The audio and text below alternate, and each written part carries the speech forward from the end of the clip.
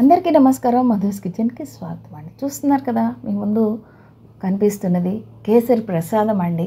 స్వామికి 10 నిమిషాల్లో చక్కగా రుచిగా వండి నివేదన చేయగలిగేది వాటిలో ఏ ప్రసాదం అంటే కేసరి అనే చెప్పొచ్చు. దానికోసం మనం బాదం, జీడిపప్పు ఇవన్నీ ముందుగా రెడీ చేసుకుంటాం కదా, కట్ చేసి పెట్టుకుంటాము. అలాగే నేను 1 కప్పు బొంబాయి రవ్వ తీసుకున్నాను. దానికి 2 కప్పుల చక్కెర తీసుకుంటున్నాను అనమాట. అప్పుడు బాగా రుచిగా ఉంటుంది కేసరి కూడా. అయితే ఈ రెండింటిని మనం ఒక గిన్నెలో వేసుకొని మంచిగా కలిపి పెట్టేసుకోవాలి.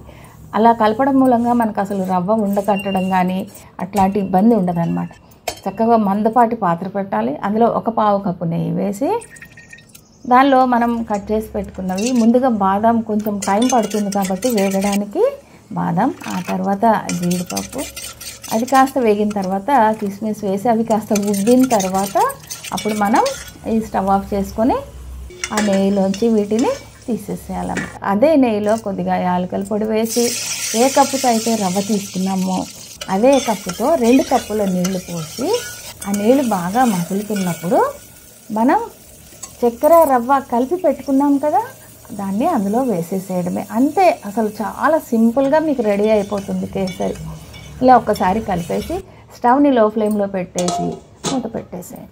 ఒక 10 నిమిషాల తర్వాత ఇలా చిక్కబడినట్టుగా అవుతుందన్నమాట. ఇప్పుడు ఒక 2 స్పూన్ల నెయ్యి అట్లా వేసుకుంటూ ఒకసారి కలపాలి.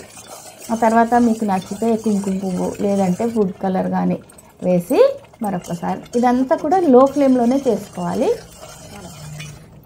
ఇంకాస్త దగ్గర పడుతుంది అన్నప్పుడు మనం వేపు పెట్టుకున్న ఆ జీడిపప్పులు అవన్నీ కూడా వేసేసి ఒకసారి బాగా కలిపేసి మూత పెట్టేసి ఒక 2 నిమిషాలు అట్లా లో ఫ్లేమ్లోనే ఉంచాలన్నమాట. మీకు ఇది చాలా రోజులు నిల్వ ఉంటుంది, చాలా రుచిగా ఉంటుంది, చాలా తొందరగా ఎవరైనా కూడా ఈజీగా చేయగలిగే ప్రసాదం అంటే కేసరి ప్రసాదం అనే చెప్పొచ్చు. చాలా చాలా బాగుంటుంది, చక్కగా మంచిగా ఉడుకుతుంది, అసలు పూసలుగా ఉంటుంది ఆ రవ్వ కూడా. ఒక్కసారి మీరు చేసి చూడండి, మీరే ఆశ్చర్యపోతారు ఎంత బాగా వచ్చిందో. తెలుస్తోంది కదా మీకు కూడా, చక్కగా పూసగా మంచిగా ఉడికి చాలా బాగుంటుంది, నిల్వ ఉంటుంది కూడా అన్నమాట. చాలా ఈజీగా తక్కువ టైంలో చేయగలిగే ప్రసాదం ఏదంటే ఇదే అన్నమాట. చూస్తున్నారు కదా ఎంత బాగా వచ్చిందో. నచ్చితే like, share and subscribe. Thank you for watching.